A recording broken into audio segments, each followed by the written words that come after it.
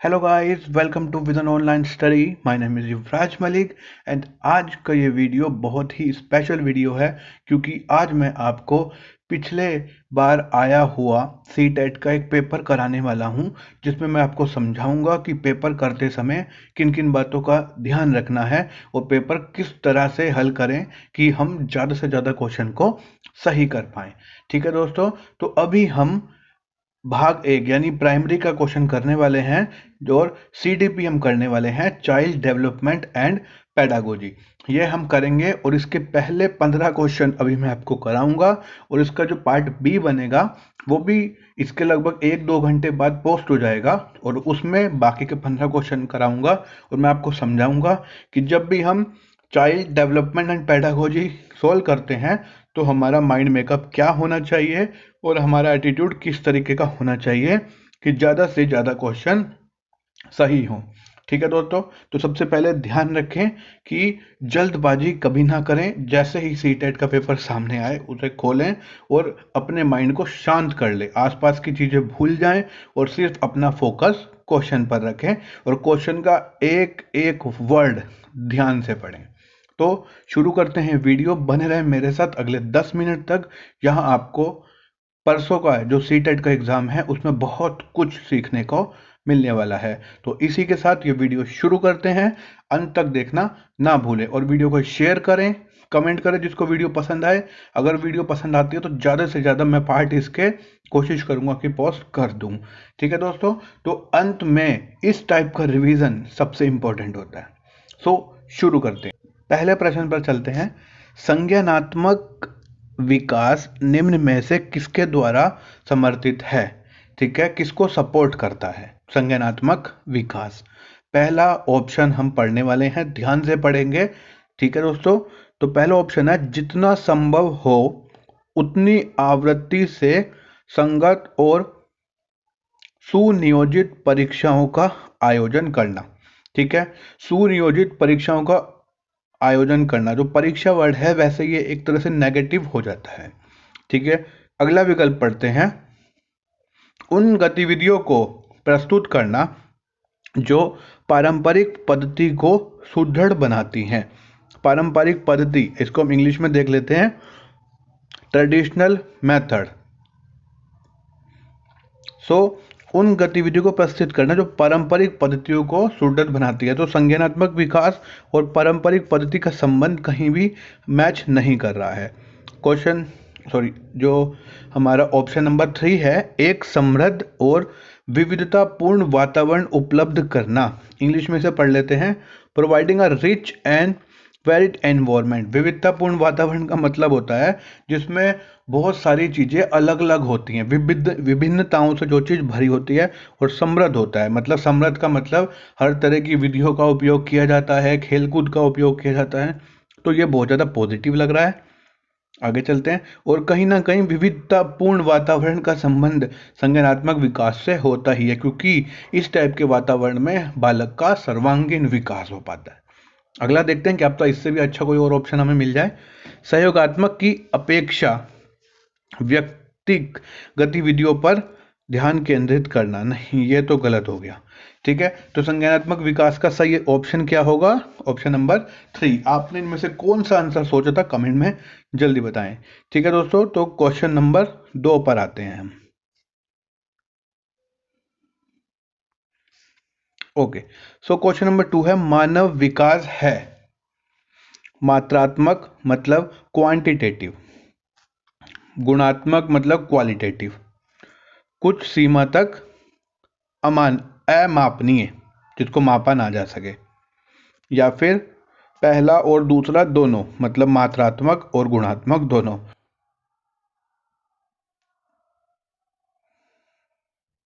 बिल्कुल सही बात है कि जो मानव विकास है वो मात्रात्मक भी होता है और गुणात्मक भी होता है, उनको दोनों तरीके से देखा जा सकता है, क्वालिटेटिव भी और क्वांटिटेटिव भी। ठीक है, तो ये तो बहुत आसान क्वेश्चन था, सबको पता है मानव विकास दो टाइप का होता है, मात्रात्मक और गुणात्मक दोनों तरीके का होता है। क्वेश्चन नंबर 3 पर आते हैं।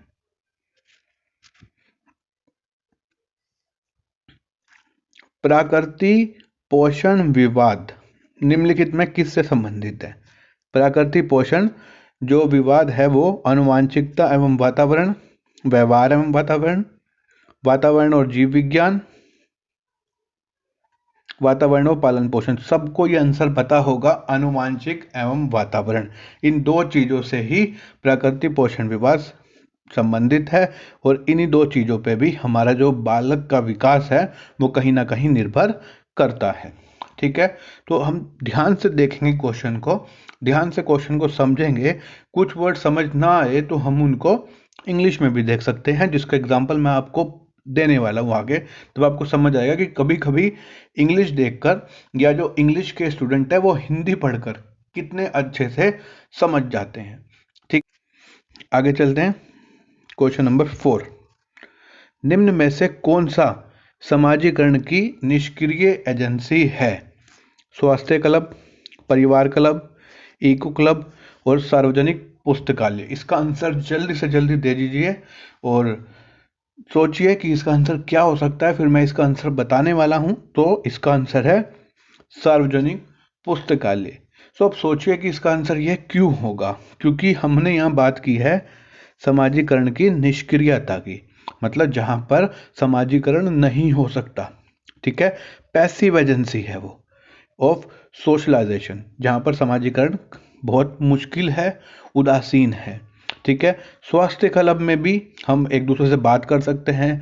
ठीक है, जो डॉक्टर्स होते हैं साइकोलॉजी के और भी काफ़ी वेरियस डॉक्टर पेशेंट से बात करते हैं, या जो स्वास्थ्य क्लब होते हैं जिसमें लोग योगा सीखने आते हैं, दूसरी चीज़ उसमें हम आपस में बातें करते हैं। इसलिए समाजीकरण वहाँ निष्क्रिय नहीं होता। परिवार में तो निष्क्रिय हो ही नहीं सकता। इको क्लब भी बातचीत के लिए बनाए गए हैं। इसके बाद है सार्वजनिक पुस्तकालय। अब लाइब्रेरी की ऐसी चीज़ है जहाँ हमें किसी दूसरे पर्सन से सीधी बात नहीं करनी होती, वहाँ हमें किताबों से बात करनी होती है। इसीलिए सार्वजनिक पुस्तकालय में समाजीकरण निष्क्रिय रहता है। इसीलिए ये नंबर 4 जो है वही इसका सही आंसर होगा। ठीक है दोस्तों, तो आशा करता हूं आप ये आंसर समझ गए होंगे। क्वेश्चन नंबर 5 पर चलते हैं।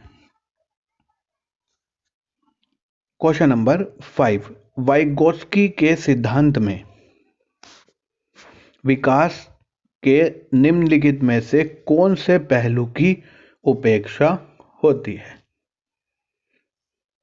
ठीक है, अब उपेक्षा का मतलब क्या है ये हमें पता है कि उपेक्षा होती है उसको नेग्लेक्ट किया जाता है। अगर हम इंग्लिश में पढ़े, in Vygotsky theory which aspect of development gets neglected, जिसको नेग्लेक्टेड किया जाता है। ठीक है, तो ये तो हम सबको पता ही होगा और मैंने कई बार अपने लेसन्स में पढ़ाया ही है कि वाइगोत्स्की के जो सिद्धांत हैं वो क्या है, उसमें उसने यह बताया है कि जो जैविक है, मतलब जो बायोलॉजिकल घटक है, जो जैविक घटक है, वो बालक के विकास में बहुत ही कम भूमिका निभाते हैं। ठीक है, तो इसका सही आंसर क्या होगा? जैविक। इसका उल्टा जो पियाजे है, पियाजे ने बताया है कि जैविक यानी बायोलॉजिकल घटक जो होते हैं वो विकास में सबसे ज़्यादा यानी अग्रणी रहते हैं, सबसे आगे रहते हैं। तो वाइगोत्स्की के अकॉर्डिंग इसका आंसर आएगा जैविक, उपेक्षा में, मतलब जो नेग्लेक्ट होता है। लेकिन अगर यहाँ पर जीन पियाजे होता तो उसमें जैविक सबसे नंबर 1 पर हो सकता था। ठीक है दोस्तों, तो ध्यान रखेंगे, हमें जब भी क्वेश्चन में इसके सिद्धांत के अनुसार आएगा तो उसमें हमारी आंखें खुल जानी चाहिए, हमारा फोकस और बढ़ जाना चाहिए। अब बात एक पर्टिकुलर चीज की हो रही है। ठीक है दोस्तों, सो चलते हैं नेक्स्ट क्वेश्चन पर।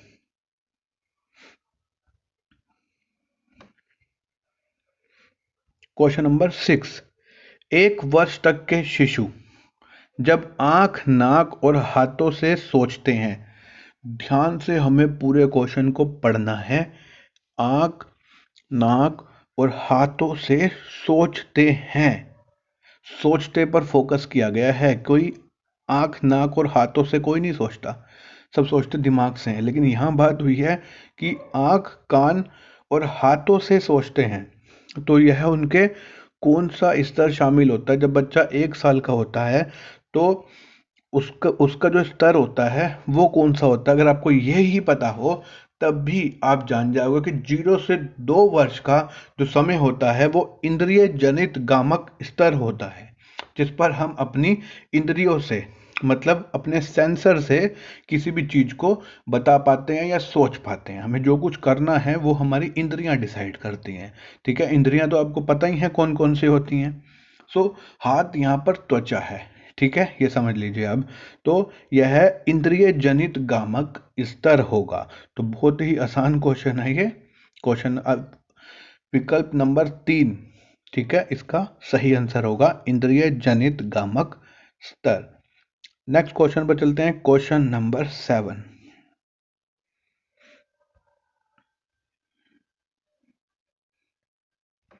ओके, सो रिया कक्षा पिकनिक तय करने हेतु ऋषभ से सहमत नहीं है। वह सोचती है कि बहुमत के अनुकूलन बनाने में नियमों का संशोधन किया जा सकता है। मतलब हमें अगर मैच्योरिटी चाहिए या मैच्योरिटी अगर हमारे साथ है तो हम संशोधन कर सकते हैं। कि मतलब संशोधन किसी चीज को थोड़ा चेंज करके अगर मैच्योरिटी हमारे साथ आती है तो संशोधन किया जा सकता है। ठीक है, तो यह एक सहपाठी विरोध हुआ।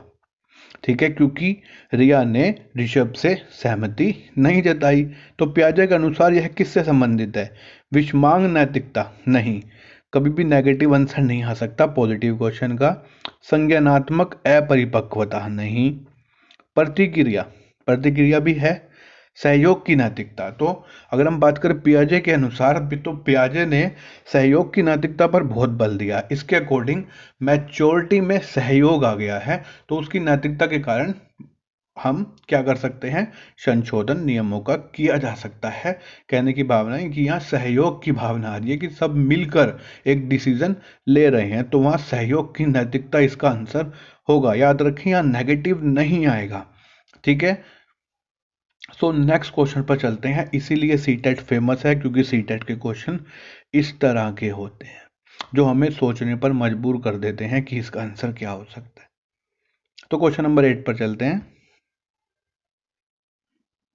क्वेश्चन नंबर 8 है, निम्न में से कौन सा स्टर्नबर्ग का बुद्धि का त्रिस्तरीय सिद्धांत कौन सा है? बहुत इजी क्वेश्चन है।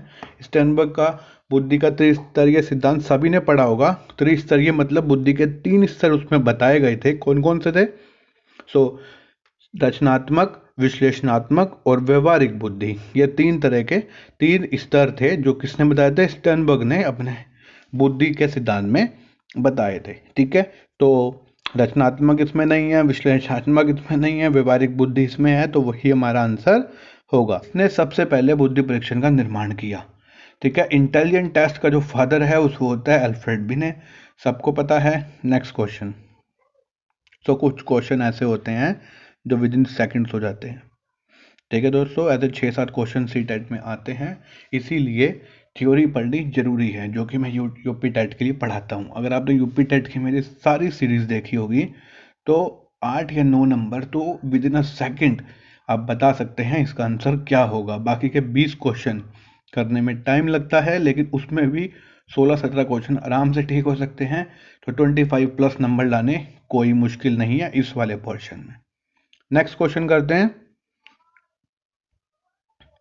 ध्वनि संबंधी जागरूकता निम्नलिखित में से किस क्षमता से संबंधित है? क्षमता, यहाँ पर बात हो रही है एबिलिटी की। आप कैसी एबिलिटी हमारे अंदर हो या फिर जो हम काम कर रहे हैं उसकी क्षमता कैसी होनी चाहिए कि वो ध्वनि संबंधी जागरूकता शो करे। इसका मतलब है कि वो क्षमता, वो एबिलिटी भी ध्वनि से रिलेटेड होनी चाहिए, ध्वनि बनाने से रिलेटेड होनी चाहिए। ये चीज़ हम ध्यान रखते हैं, चीज़ हमें क्वेश्चन से समझ आती है। पहला है ध्वनि संरचना पर और उसमें हेर फेर करने पर। हेर फेर करना का मतलब यहाँ नेगेटिव नहीं है, हेर फेर का मतलब यहाँ पर चेंजेस हैं, मैनिपुलेट करना है, उनको बदलना है। ठीक है, यहाँ से आप पढ़ सकते हैं। सही सही व धारा प्रवाह बोलना, यहाँ पर क्षमता से रिलेटेड है, इसलिए यहाँ सिर्फ बोलने से काम नहीं चलना। जानना, समझना, लिखना नहीं, व्याकरण के लिए नियमों के तक सुना नहीं, ये तीनों नहीं हो सकते। क्वेश्चन नंबर फर्स्ट, सॉरी, जो इसका विकल्प नंबर 1 है यही बिल्कुल सही होगा। ठीक है दोस्तों, जैसे कि मैंने क्वेश्चन पढ़ते ही आपको ये चीज़ कंफर्म कर दी थी कि जहाँ पर ध्वनि संबंधी क्षमता की बात हो रही है उसका आंसर भी ध्वनि से रिलेटेड ही होगा। तो कक्षा कक्ष में जेंडर विभेद, मतलब कि जेंडर का विभेद हो रहा है, तो वो इसमें से कौन सा ऑप्शन जो है, कौन सा विकल्प ऐसा दर्शाता है कि कक्षा कक्ष में जेंडर विभेद हो रहा है? पहला, शिक्षार्थियों के निष्पादन को प्रभावित नहीं करता है। अब व्हाट इज निष्पादन? आधे से ज़्यादा लोगों को निष्पादन का मतलब एग्जैक्ट में नहीं पता होगा। तो अगर इसका मतलब नहीं पता तो हम सोचने नहीं बैठेंगे कि इसका मतलब क्या है, या तुक्के लगाने लग जाएं। हम एक बार इंग्लिश वाला पोर्शन पर आ जाएंगे। Does not affect the performance of the student. तो निष्पादन का मतलब क्या होता है? परफॉर्मेंस, कितना ईजिली।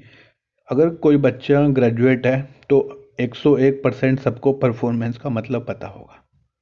ठीक है, तो कक्षा कक्ष में जेंडर विभेद करना शिक्षार्थियों को की परफॉर्मेंस को प्रभावित नहीं करता, बिल्कुल करता है।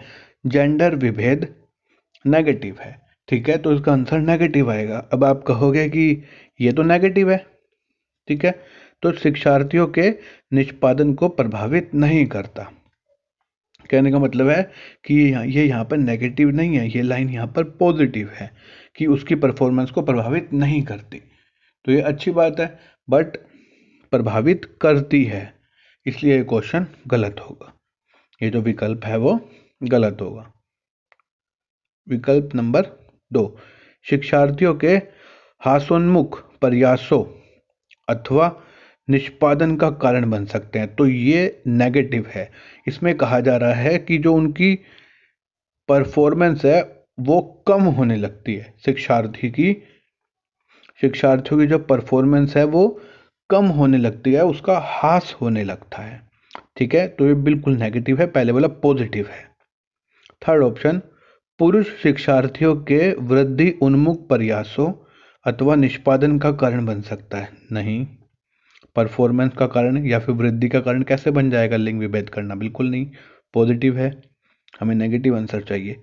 महिला शिक्षकों की अपेक्षा पुरुष शिक्षकों द्वारा ज़्यादा किया जाता है। नहीं, तो इसका आंसर बिल्कुल सही होगा सेकंड, जिसमें शिक्षार्थियों का जो ह्रास हो रहा है उनके निष्पादन का कारण बन सकते हैं, निष्पादन के ह्रास का कारण बन सकती है, परफॉर्मेंस के कम होने का कारण बन सकती है अगर आप लिंग विभेद करेंगे। मतलब आप किसी पर्टिकुलर लड़के को ज़्यादा फोकस करेंगे और लड़कियों पे कम फोकस करेंगे, तो ऐसा हो सकता है कि जो लड़कियां हैं वो पढ़ाई में पिछड़ी हो जाएं। इसीलिए कक्षा में जेंडर विभेद कभी भी नहीं होना चाहिए।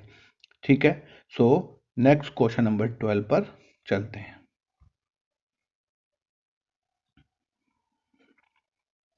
निम्न में से कौन सा सीखने की एक शैली का उदाहरण है? ठीक है, चाक्षुष, संग्रह, तथ्यात्मक और स्पष्ट संबंधित। ठीक है, संग्रहण हो सकता है लेकिन ये सीखने की शैली नहीं है। तथ्यात्मक मतलब अगर हम फैक्चुअल लर्निंग करेंगे तो फैक्चुअल लर्निंग भी कोई सीखने की शैली नहीं होती। स्पष्ट संबंधित नहीं, तो चाक्षुष का एक्चुअल में मतलब क्या है? तो एक बार हम इंग्लिश की तरफ जंप करते हैं। विजुअल मतलब किसी चीज को देखकर सीखना। ठीक है, करके सीखना भी होता है, अगर यहाँ करके सीखना आता तो वो भी एक शैली होती। यह है देख कर सीखना, और देख कर कोई भी स्टूडेंट शिक्षार्थी जल्दी सीखता है। जैसे मान लो टीवी है, टीवी में कोई फिल्म आती है, वो हमें एकदम से उसके सीन याद हो जाते हैं। ठीक है, और इसके अलावा हम प्रोजेक्टर पर पढ़ाई करते हैं तो वो भी हमें ज़्यादा टाइम तक याद रहती है। अगर हम चार्ट से पढ़ाई करते हैं वो भी हमें ज़्यादा टाइम तक याद रहते हैं, जिसे हम विजुअल एड्स बोलते हैं स्टडी या एजुकेशन के लिए। ठीक है, तो इसका सही आंसर है चाक्षुष, जो हमें कहाँ से पता लगा? इंग्लिश वाली साइड पर जम करके उसका आंसर हमें बिल्कुल क्लियर हो गया। तो इसलिए मैं आपको बता रहा हूँ, इंग्लिश मीडियम के स्टूडेंट के लिए हिंदी कभी कभी इम्पोर्टेंट हो जाती है और इजी कर देती है क्वेश्चन को। तो इसी प्रकार से हिंदी के बच्चों के लिए इंग्लिश लैंग्वेज कभी कभी क्वेश्चन को बहुत सिंपल बना देती है। ठीक है, तो सभी क्वेश्चन को एक एक वर्ड को हमें ध्यान से पढ़ना है। और एक चीज और मैं आपको बताऊं, ये जो वर्ड है ना, नहीं, ये सबसे ज़्यादा काम खराब करता है सीटेट के एग्जाम में, याद रखेंगे।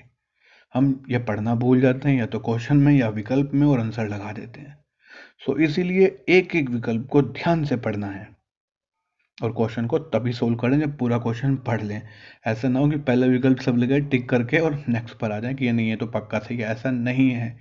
सीटेट में ज़्यादातर विकल्पों पे काम किया जाता है और वो विकल्पों को सेम सा बनाते हैं, कभी उसमें छोटा सा न लिख देते हैं जिससे हम कंफ्यूज हो जाते हैं या हमें वो चीज़ सही से दिखाई नहीं देती क्योंकि हम जल्दी में होते हैं। तो ध्यान रखें। क्वेश्चन नंबर किस पर 12 हमने किया था, 13 पर आते हैं। एक शिक्षक कक्षा के कार्य को एकत्र करता है और उन्हें पढ़ता है, उसके बाद योजना बनाता है और अपने अगले पाठ को शिक्षार्थियों की आवश्यकता को पूरा करने के लिए समायोजित करता है। ठीक है, वह क्या कर रहा है? वह सीखने के लिए आकलन कर रहा है या सिखाने के लिए आकलन कर रहा है। तो इसका सही आंसर 3 होगा। इसमें कोई दो राय नहीं है, कोई सोचना नहीं है, सीखने के लिए आकलन है। ठीक है, नेक्स्ट चलते हैं क्वेश्चन नंबर 14 पर। वे शिक्षक जो विद्यालय आधारित आकलन के अंतर्गत कार्य करते हैं। Teachers who work under school based assessment, उन पर अधिक कार्य का बोझ रहता है। ये तो नेगेटिव हो गया, यह नहीं आ सकता। उन्हें प्रत्येक शिक्षार्थी को प्रत्येक विषय में प्रयोजन देना होता है। यह नॉर्मल टीचर का काम होता है जो पढ़ाई करा रहा है। शिक्षार्थियों के मूल्यों मतलब उनकी वैल्यूज और उनकी अभिवृत्तियों और उनके एटीट्यूड का आकलन करने के लिए रोजाना उनका सूक्ष्म अवलोकन करते हैं। बिल्कुल हो सकता है। फोर्थ क्वेश्चन, व्यवस्था के लिए स्वामित्व की भावना रखते हैं। नहीं, तो इसका आंसर यही होगा। ठीक है, मूल्य और अभिवृत्ति बहुत ज़्यादा पॉजिटिव है एक कक्षा के बच्चे के सर्वांगीण विकास के लिए, चाहे वो किसी भी तरह का आकलन हो, किसी भी तरह का विकास हो। मूल्य और अभिवृत्तियाँ यह बहुत ज़्यादा इम्पोर्टेंट है एक बच्चे के लिए। ये जो पार्ट है, ये जो दो रूप हैं, मूल्य और अभिवृत्ति, बहुत ज़्यादा पॉजिटिव है। तो जब भी ये है तो पूरे विकल्प को ध्यान से पढ़ना है, यह आंसर हो सकता है। आगे चलते हैं आज के लास्ट प्रश्न की तरफ। इसका जो पार्ट 2 है वो भी आज या फिर कल सुबह तक डाल दिया जाएगा। ठीक है दोस्तों, तो क्वेश्चन नंबर 15 पढ़ते हैं और इसके चारों विकल्प को भी ध्यान से पढ़ा जाएगा। तो क्वेश्चन नंबर 15, ग्रेड अंकों से कैसे अलग है? ग्रेड अंकों से अलग है, बिल्कुल अलग है। कैसे अलग है ये हम ऑप्शन के अकॉर्डिंग देखेंगे। अपसारी हैं? नहीं। विश्लेषणात्मक, मुक्त अंत? नहीं। समस्या समाधान? चलो देखते हैं। खैर, ग्रेड अंकों से किस प्रकार से अलग है? देखो, ग्रेड में हम काफ़ी चीज़ें बच्चों की जब हम बच्चों को अंक देते हैं तो बच्चे आसपास बच्चों को देखकर कि उसके मेरे से 2 अंक कम है या 2 अंक ज़्यादा हैं करके एक हीन भावना बच्चे के अंदर उत्पन्न हो जाती है। हम कहते हैं किसी बच्चे के बहुत कम अगर अंक होते हैं या फिर ज़्यादा अंक होते हैं, किसी बच्चे के किसी से कम अंक होते हैं, तो एक भावना उनके अंदर कंपटीशन वाली भावना आ जाती है, जिस वजह से वो मूल्यों को, वैल्यूज़ को, एटीट्यूड को नहीं सीख पाते।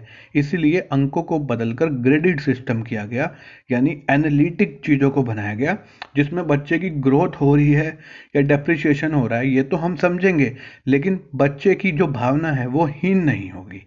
इस वजह से ग्रेडेड यानी एनालिटिक सिस्टम किया गया, जो कि नंबर सिस्टम से काफ़ी अच्छा रहा है। और बेसिकली 10th क्लास तक अब ग्रेडेड सिस्टम चलता है, जो कि काफ़ी अच्छे से चल रहा है और यही आगे कैरी किया जा रहा है। ठीक है, तो ग्रेडेड सिस्टम जो है वो अंकों से बिल्कुल अलग है। और अंक जो शब्द है इसको नेगेटिव लेती है सीटेट एक बच्चे के लिए, क्योंकि अंक कम या ज़्यादा से बच्चे की भावना बदल सकती हैं।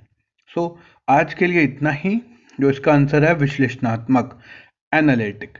ठीक है, जो विश्लेषण करे चीज़ों का कि बच्चे की ग्रोथ हो रही है, बच्चे की अधिगम में कोई वक्र आ रहा है तो वो वक्र किस प्रकार का है, ग्रोथ का है, रुकावट का है या स्थिरता का है।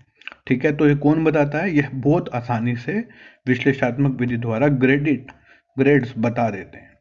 तो आज के लिए इतना ही। वीडियो कैसी लगी ज़रूर बताएं, क्या क्या आपने सीखा। Thank you so much video देखने के लिए, और सभी अपने फ्रेंड्स को शेयर करें, कमेंट करें, चैनल सब्सक्राइब करें। Thank you so much, bye bye, take care.